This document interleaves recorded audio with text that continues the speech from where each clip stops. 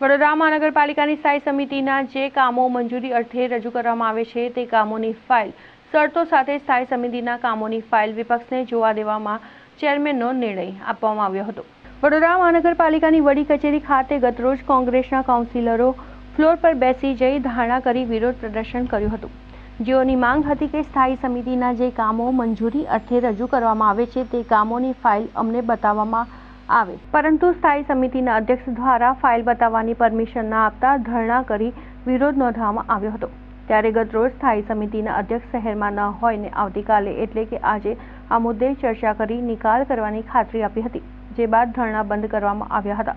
ત્યારે આજરોજ વિપક્ષના કાઉન્સિલરો સાથે મેયર અને ચેરમેને બેઠક યોજી હતી, જેમાં ચેરમેનની મંજૂરીથી ફાઇલ જોવા મળશે તેવી ખાતરી વિપક્ષને આપવામાં આવી હતી। આ બાબતે જે પણ સભ્યને ફાઇલ જોવી હશે તો ચેરમેન સાથે આ બાબતે કામના વિષયને લઈને ચર્ચા કરવાની રહેશે અને જો જરૂર જણાશે તો ફાઇલ પણ સ્થાયી સમિતિના અધ્યક્ષના રૂબરૂ બતાવવામાં આવશે તેવું સ્થાયી અધ્યક્ષે જણાવ્યું હતું। આમાં થોડું કન્ફ્યુઝન હતું કે આગલા દિવસે કંઈક કમિટી રૂમ નંબર 1માં પ્રેઝન્ટેશન હતું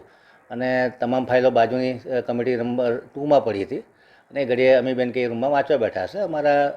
જે સ્થાયીના સભ્યો છે એમને એવું લાગ્યું કે સર્વન્ટે કંઈક કીધું હશે કે ચેરમેનની પરમિશનથી બધી ફાઇલો વિરોધ પક્ષના નેતાને આપી છે, એટલે અમારા સભ્યોને એવું થાય કે અમારે ફાઇલ વાંચવાની બધી ફાઇલો વિરોધ પક્ષના નેતા પાસે છે, પણ ખરેખર ફાઇલો ત્યાં પડી હતી અને અમીબેન ત્યાં વાંચતા હતા, એટલે એક નાનકડી ગેરસમજ હતી કે જે વ્યવસ્થાના ભાગરૂપે ફાઇલો આ રૂમને બદલે પહેલા રૂમમાં મૂકી હતી। બાકી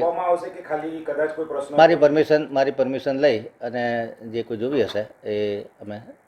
એમાં યોગ્ય કાર્યવાહી કરીશું।